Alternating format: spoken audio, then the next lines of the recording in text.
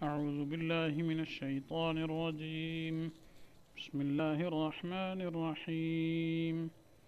أو كالذي مر على قرية وهي خاوية على عروشها قال أنى يحيي هذه الله بعد موتها فأماته الله 100 عام ثم بعثه قال كم لبثت قال لبثت يوما أو بعض يوم قال بل لبثت 100 عام فانظر إلى طعامك وشرابك لم يتسنه وانظر إلى حمارك ولنجعلك آية للناس وانظر إلى العظام كيف ننشزها ثم نكسوها لحما فلما تبين له قال أعلم أن الله على كل شيء قدیر. صدق اللہ العظیم. ترجمہ یہ ہے: کیا نہ دیکھا تو نے اس شخص کو کہ گزرا وہ ایک شہر پر اور وہ گر پڑا تھا اپنی چھتوں پر.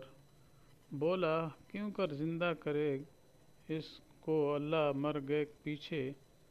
پھر مردہ رکھا اس شخص کو اللہ نے 100 برس. پھر اٹھایا اس کو. کہا تو کتنی دیر یہاں رہا. بولا میں رہا 1 دن یا 1 دن سے کچھ کم. کہا نہیں بلکہ تو رہا 100 برس. اب دیکھ اپنا کھانا اور پینا سڑ نہیں گیا، اور دیکھ اپنے گدھے کو، اور ہم نے تجھ کو نمونہ بنانا چاہا لوگوں کے واسطے، اور دیکھ ہڈیوں کی طرف کہ ہم اس کو کس طرح ابھار کر جوڑ دیتے ہیں. پھر ان پر پہناتے ہیں گوشت.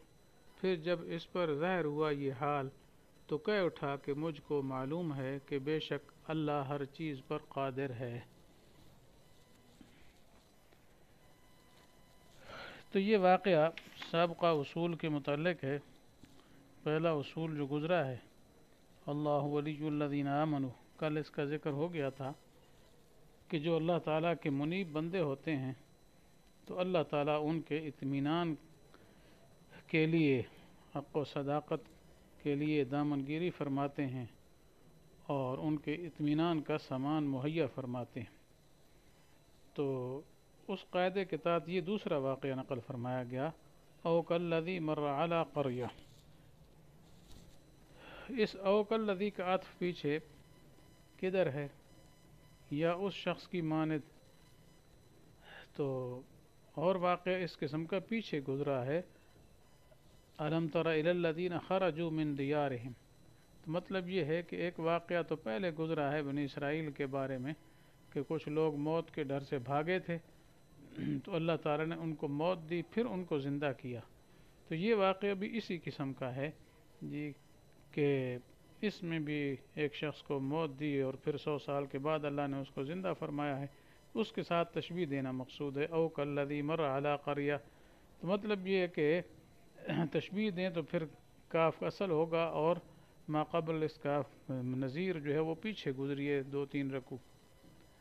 اور کاف کو اگر زیادہ بنایا جائے تو پھر اب الذی اس ما قبل والے کی طرف مل جائے گا. الم تر الی الذی حاج یا الم تر الی الذی مر علی قریہ، پھر یوں عبارت جڑ جائے گی. کیا آپ نے اس کا حال نہیں سنا؟ کیا تو نے نہیں دیکھا؟ ترجمے میں یہ فرمایا تھا کیا نہ دیکھا تو نے اس شخص کو. تو اصل میں یہ واقعہ پیش آیا تھا. اور الذی سے مراد آنے والا شخص کون ہے؟ تو جمہور مفسرین یہ فرماتے ہیں کہ آنے والے یہ حضرت عزیر علیہ السلام تھے. جمہور مفسرین یہی کہتے ہیں کہ حضرت عزیر علیہ السلام گزرے کس پر؟ بستی پر، علی قریۃ، بستی پر گزرے. وہی خاویۃ علی عروشہا، تو وہ اپنی چھتوں پر گری ہوئی تھی. چھتوں پر گرنے کا مطلب یہ ہے کہ پہلے چھتیں گر گئیں، پھر اس کے بعد اوپر دیواریں گر گئیں. تو بہرحال ویران بستی تھی. تو اصل میں اس کی ویرانی کا سبب کیا ہے؟ وہ یہ تھا کہ یہ بستی سے مراد ہے بیت المقدس، اور بخت نصر بادشاہ جو تھا وہ آیا، اس نے حملہ کیا اور یہاں بستی کو اس نے ویران کر ڈالا تھا، بالکل تباہ ہو گئی تھی، ختم تھی، لوگ سارے مر گئے تھے، سب کچھ ختم، کوئی چیز بھی وہاں یہاں نہیں رہی تھی۔ تو حضرت علیہ السلام جو ہے نا وہاں گزرے جب، اور انہوں نے عجیب اس تباہی بربادی کو دیکھا، تو اس وقت بطور تعجب یہ کہنے لگے انا یحیی ہذہ اللہ بعد موتہا، کہ اللہ تعالیٰ اس کو اس کے مرنے کے بعد، اس کے یعنی برباد ہونے کے بعد دوبارہ کیسے آباد کریں گے، کیسے زندہ کریں گے، یہ لوگ مرے پڑے ہیں اور یہ ساری آبادی جو ہے وہ گری پڑی ہے، تو دوبارہ کیسے ہوگی۔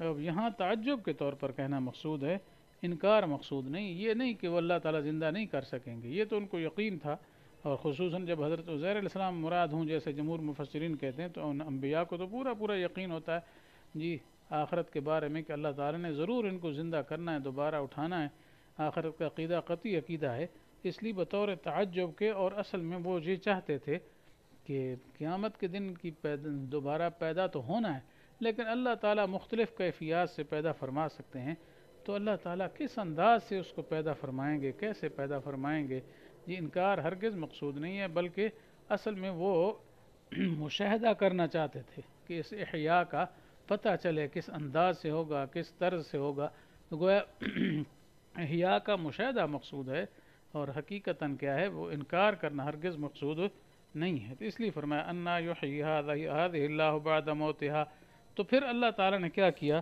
فاماتہ اللہ 100 عام، اللہ تعالیٰ نے ان کو موت دے کر 100 سال موت دیے رکھی، تو پورے 100 سال تک وہ اسی حالت میں وہاں پڑے رہے۔ 100 سال جب گزر گئے، ثم بعثا، پھر اللہ تعالیٰ نے اٹھایا ہے، تو اللہ تعالیٰ نے پوچھا کم لبثتا، کتنے ٹھہرے ہو، تو مقصد یہ کہ ان کو پتہ چل جائے جی کہ سب کچھ جاننے والے، سارے حالات کے واقف، اور وہ کون ہے، اللہ تعالیٰ ہی ہیں جی۔ اور دوسرا یہ کہ ان کو اصل میں وہ کیفیت دکھانا مقصود تھی جس کی وجہ سے ان کو کیا ہے تعجب بھی ہوا تھا، اور ساتھ ساتھ کیفیت کے جاننے کے وہ متلاشی بھی تھے، اور ان کی دل میں خواہش بھی تھی، تو اس لیے اللہ نے پوچھا کم لبثتا، کتنا ٹھہرے ہو، تو انہوں نے فرمایا لبثت یوما و بعض یوم، یا اللہ میں ایک دن کا بھی کچھ حصہ، یعنی پورا دن بھی نہیں، جیسے عام حالات انسان سوتا ہے تو کچھ وقت جو ہے گزرتا ہے تو اٹھ جاتا ہے نیند تھوڑی سی کر کے، تو انہوں نے دیکھا مثلا ایک ٹائم جب سوئے تھے تو وہ ٹائم تھا، پھر اٹھے تو اور ٹائم تھا، تو انہوں نے اندازہ لگایا یہ یا تو پورا دن گزر گیا ہے یا دن کا کچھ حصہ گزرا ہے، پورا دن بھی نہیں ہوا۔ تو اللہ تعالیٰ نے ارشاد فرمایا بل لبثت 100 عام، بلکہ تو 100 سال ٹھہرا ہے، یہ ایک دن نہیں ہے بلکہ 100 سال گزر گیا ہے، لیکن ان کو ان 100 سالوں کا کوئی پتہ نہیں چلا، باہر کے انقلابات تغیرات سے وہ ناواقف رہے جی۔ تو موت کی ایسی کیفیت اللہ تعالیٰ نے کیا ان پر طاری کی تھی جی کہ ان کو کوئی اپنا بھی پتہ نہیں ہے، اور باہر کے حالات اور ان چیزوں کا بھی پتہ نہیں ہے، تو اس لیے اللہ تعالیٰ نے فرمایا ایک دن نہیں ہے بلکہ 100 سال ٹھہرے۔ فانظر الی طعامک و شرابک لم یتسنہ، اب میں اپنی قدرت کے مناظر تمہیں دکھاتا ہوں، دیکھو تمہارا کھانا پینا اس میں کوئی کیا ہے بدبو وغیرہ نہیں پڑی، سڑا گلا نہیں ہے، بالکل تر و تازہ، جس طرح تو نے جس وقت تجھے سلایا گیا موت آ گئی اس حالت میں تھا، اسی حالت میں بیان ہی باقی ہے۔ تو یہ اللہ تعالیٰ کی قدرت ہے کہ 100 سال تک کھانے پینے میں کوئی تغیر نہ آیا، حالانکہ کھانے کی چیز صبح والی شام تک باسی ہو جاتی ہے، اور کچھ اور دیر ہو جائے تو بدبو پڑ جاتی ہے، لیکن یہ 100 سال تک اللہ تعالیٰ نے کیا اس کے اندر کوئی خرابی نہیں آنے دی، بالکل بو تک نہیں بدلی، بدبو نہیں پڑی، وہی خوشبودار کھانا جیسے پہلے تھا اسی طرح باقی۔ آگے فرمایا وانظر الی حمارک، اب دوسری جانب کہ اپنے گدھے کو دیکھو، اصل میں یہ ہوا کہ کھانا پینا جو ان کے ساتھ تھا وہ تو چونکہ اسی طرح محفوظ رہا، یعنی جب وہ سوئے اور سوتے کے عالم میں اللہ تعالیٰ نے ان کو موت دے دی، روح قبض فرما لی، تو اب اس کھانا ٹھیک ٹھاک ہے، یہ اللہ کی قدرت ہے۔ اب اس کے بعد کیا ہے، گدھا جو تھا، گدھا جس پر سوار تھے وہ گدھا مر گیا تھا، اور اس کے سارے اعضاء جو ہے وہ گل سڑ گئے تھے، مٹی ہو گئے تھے، صرف ہڈیاں کا ڈھانچہ باقی تھا، ہڈیاں پڑی تھی۔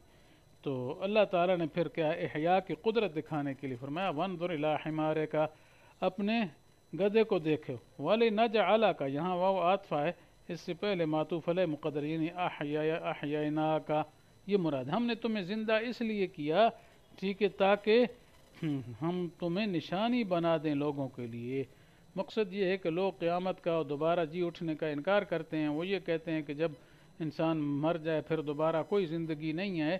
دیکھو ہم نے آپ کو 100 سال کیا ہے موت دے کر رکھا اور پھر اب ہم تمہیں زندہ کر دیا، تو یہ لوگوں کے لیے نشانی بن جائے گی، قیامت کے لیے سمجھنے کی چیز ہوگی، نمونہ ہوگا. اس لیے فرمایا ہم تمہیں نمونہ بنا دیں لوگوں کے لیے. دوبارہ کیا ہے زندگی بھی اللہ تعالیٰ دیتے ہیں، دے سکتے ہیں. وانظر الی العظام، اب اصل گدھے کو گھڑیوں کو دیکھو، کیف ننشزها، کیسے ہم اس کو ابھار کر جوڑتے ہیں. اصل ننشزو کا معنی ہوتا ہے حرکت دینا، جنبش دینا. تو مقصد یہ ہڈیاں تو ایسے پڑی تھیں، اب ان میں حرکت کیسے پیدا ہوتی ہے اور کیسے ہم اس کو ترکیب کرتے ہیں، آپس میں ہڈیوں کو ملاتے ہیں. ہڈیاں ملا کے ثم نکسوها لحما، پھر ہم اس پر گوشت چڑھاتے ہیں. ظاہر بات ہے ہڈیوں پر گوشت چڑھے گا تو وجود سارا بنے گا، جیسے حیوانات کے یہی طرز ہے.